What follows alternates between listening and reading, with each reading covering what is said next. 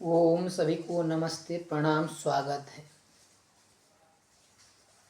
आज धर्म को लेकर के विभिन्न प्रकार के मत पंथ संप्रदाय हैं। कोई गायत्री परिवार का है, कोई ब्रह्म कुमारी ओम शांति का है, तो और कोई हिंदुओं में भी बहुत सारे संप्रदाय है, और भी मुस्लिम ईसाई, ऐसे करके बहुत सारे लोग हैं और बहुत सारे मत पंथ संप्रदाय है दुनिया में, और अधिकतम भारतवर्ष में।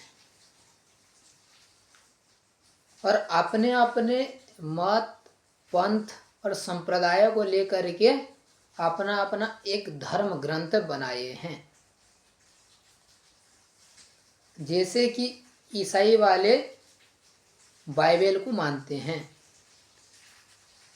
और जो मुस्लिम भाई हैं वो मानते हैं कुरान को, और हमारे हिंदू भाई पुराण को मानते हैं।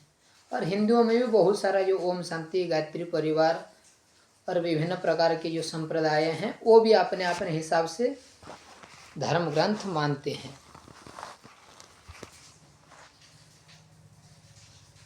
तो क्या ईश्वरीय वाणी एक मत पंथ संप्रदाय के लिए हो सकता है क्या?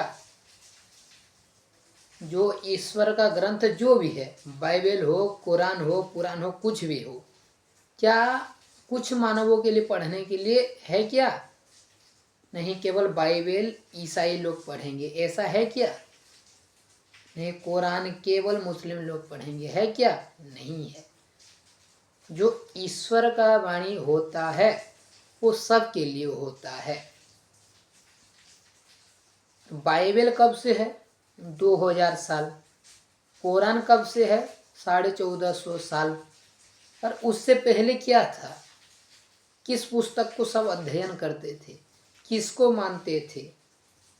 ईसा मसीह ना आने से पहले क्या था? मोहम्मद ना आने से पहले क्या था? लोग किसको धर्म मानते थे?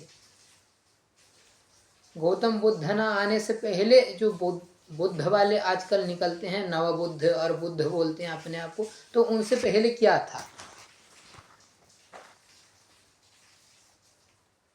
जो ओम शांति भी जो हैं, उनको जो पिता परमेश्वर कहते हैं भी, उनको जो उनसे पहले क्या था? और गायत्री परिवार श्री राम शर्मा आने से पहले लोग किसको मानते थे? रामायण ना आने से पहले क्या था? महाभारत ना होने से पहले कैसा चलता था? पुराण जब नहीं था, किसको धर्म ग्रंथ लोग मानते थे? तो सबके मूल में जब हम चले जाते हैं, हमको फिर दिखाई देता है कि वेद सबसे पहले जो है, सबसे प्राचीन जो है, जब से सृष्टि है तब से वेद ईश्वर ने हमको दिया है। और अभी ऐसा किसी भी शास्त्र हमको प्राप्त नहीं होता है, नहीं मिलता है, और इतिहास में नहीं है कि जो साइंटिस्ट हैं वो भी नहीं मानते हैं, वेद को सब मानते हैं कि ये सबसे अधिक प्राचीन है और इसमें सब ज्ञान विज्ञान परिपूर्ण है। ये मेरा मत नहीं है, ये बहुत सारे वैज्ञानिकों का मत है, जो इतिहासकार हैं उनका भी मत है, और ऋषि मुनि महर्षियों का तो है ही है। ऐसे वेद ही सर्वश्रेष्ठ ग्रंथ धर्म ग्रंथ है, और ये केवल एक मत पंथ संप्रदाय के लिए नहीं है, केवल एक भारत देश के लिए नहीं है। ये सारा विश्व ब्रह्मांड में जितने लोग रहते हैं, जहाँ जहाँ रहते हैं, सब के लिए है। और इस वेद विद्या में सब ज्ञान विज्ञान है। केवल यज्ञ करना नहीं है, केवल संध्या उपासना करना नहीं है, केवल पूजा करना नहीं है, इसमें सब विज्ञान भी है। फ्लाइट एरोप्लेन जो है कैसे बनेगा, मकान कैसे बनेगी, कपड़ा जो है इसको कुर्ता कैसे बनाएंगे, खदी कैसे बनाएंगे, सूर्य चंद्र नक्षत्र विश्व ब्रह्मांड का गठन कैसे हुआ है, यज्ञ से परिवेश का शुद्धि कैसे होता है, बारिश कैसे होती है, और विभिन्न प्रकार के ज्ञान विज्ञान परिपूर्ण है वेद में। इसलिए सारा विश्ववासी वेद को ही ईश्वरवाणी मानते हैं।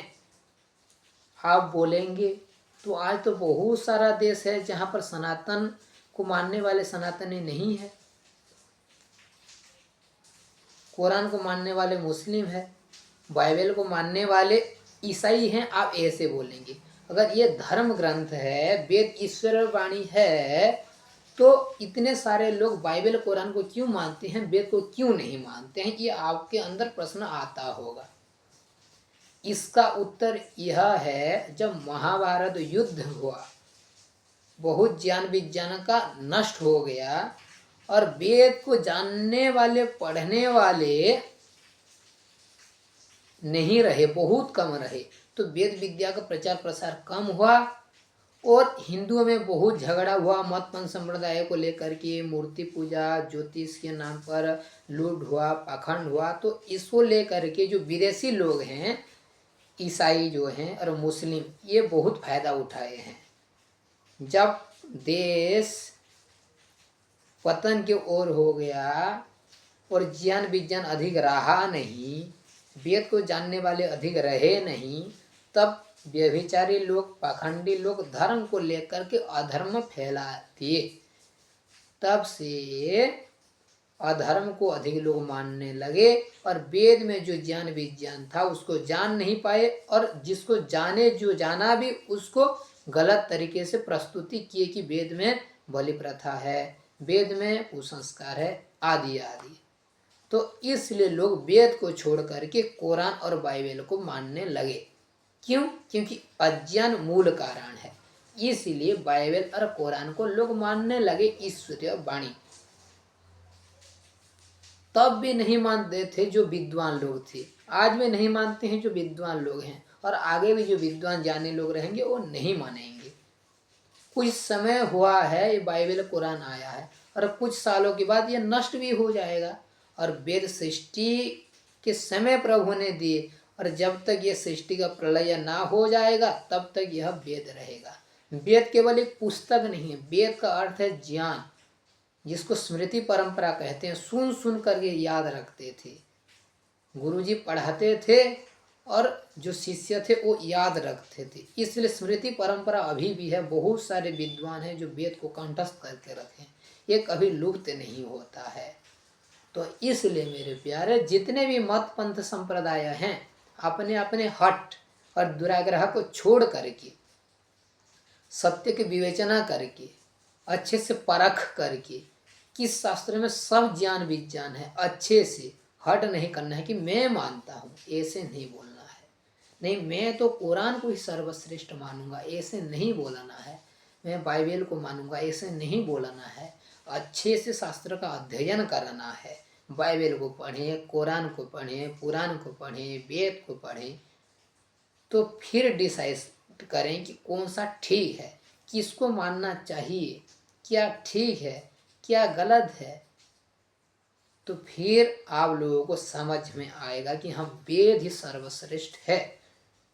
आज वेद तो दूर की बात है, जो रामायण है उसको भी लोग समझ नहीं पाते हैं, और जो काशी का महाभाष्य उसको भी समझ नहीं पाते हैं। क्यों? क्योंकि लोगों का बुद्धि भ्रष्ट हो गया है। कैसे? लोग मांस खाते हैं, मदिरा पीते हैं, शराब पी करके इधर उधर का काम करते हैं, गलत आहार लेते हैं, तो बुद्धि शुद्ध नहीं है। अगर बुद्धि शुद्ध नहीं है तो शुद्ध शब्द को कैसे समझ पाएंगे? वो नहीं समझ पाते हैं। इसलिए पहले बुद्धि शुद्ध होना चाहिए, निर्मल होना चाहिए, सात्विक आहार होना चाहिए। आज विश्व में बहुत सारे मदिरा पीने वाले लोग हैं, सिगरेट पीते हैं, मांस खाते हैं, तो उनका बुद्धि पवित्र शुद्ध नहीं है। इसलिए पवित्र शुद्ध पुस्तक वेद को, धर्म ग्रंथ को समझ नहीं पाते हैं लोग। अगर कोई कहेगा अधिक त्याग तपस्या करोगे तो 1 करोड़ मिलेगा, और कोई आकर के कहेगा भोग भी करते रहो और ये थोड़ा काम कर दो तो 1 करोड़ मिलेगा, तो लोग क्या करेंगे? भोग भी करेंगे, क्योंकि 1 करोड़ मिलेगा तो त्याग तपस्या क्यों करेंगे? ऐसे तो वेद में त्याग तपस्या की बात है, तो लोग त्याग तपस्या को मानते नहीं है। और भोग करके सांसारिक पदार्थ को तो हम प्राप्त कर सकते हैं, लेकिन हम ईश्वर को प्राप्त नहीं कर सकते हैं। ईश्वर सच्चिदानंद स्वरूप, उसको प्राप्त करने के बाद हमको और 1% भी दुख नहीं मिलता है, 100% आनंद मिलता है। कोई कार खरीदता है, कोई एसी में रहता है, कोई बड़ा बंगला बनाता है, कोई मान सम्मान चाहता है, तो क्यों? सुख के लिए। तो इस संसार में 100% सुख नहीं है किसी को भी, तो इसलिए ईश्वर प्राप्त करना चाहिए। जब हम वेद को जानेंगे तब हमको समझ में आएगा कि हाँ, ईश्वर ये है, प्रकृति ये है, आत्मा ये है। अच्छे से जानेंगे, उसी के अनुरूप चलेंगे तो मोक्ष प्राप्त होगा, आनंद प्राप्त होगा। तो मेरे भाई, ईसाई हो, मुस्लिम हो, हिंदू हो, कोई भी मत मन संप्रदाय हो, हट ना करें, दुराग्रह ना करें। मैं तो मानता हूँ, मैं नहीं मानता हूँ, ऐसे नहीं। तर्क प्रमाण के साथ हम अध्ययन करें, सोचें, चिंतन करें और माने, तो इससे सिद्ध होता है कि वेद ईश्वरीय वाणी। और सिद्ध करने के लिए बहुत सारा विषय है। वेद को लेकर के हम घंटों, 2 घंटा, 3 घंटा, 4 घंटा तक हम प्रवचन कर सकते हैं। बाइबल कुरान को के स्टडी करेंगे तो, कंपैरेटिव स्टडी करेंगे तो बहुत ऐसा कुछ, बहुत कुछ सीखने को मिलेगा। वेद में बहुत ज्ञान विज्ञान है, और कुरान और बाइबल को नहीं मानेगा जो वेद को अच्छे से जान लेगा। तो इसलिए मेरे ईसाई भाइयों से भी निवेदन है, और मुस्लिम भाइयों से भी, सब अच्छे से वेद का महत्व को जाने, समझे, और गुरुकुल में आए जो संत हैं उनसे बात करें, सीखें, फिर जीवन का कल्याण होगा। बहुत बहुत धन्यवाद।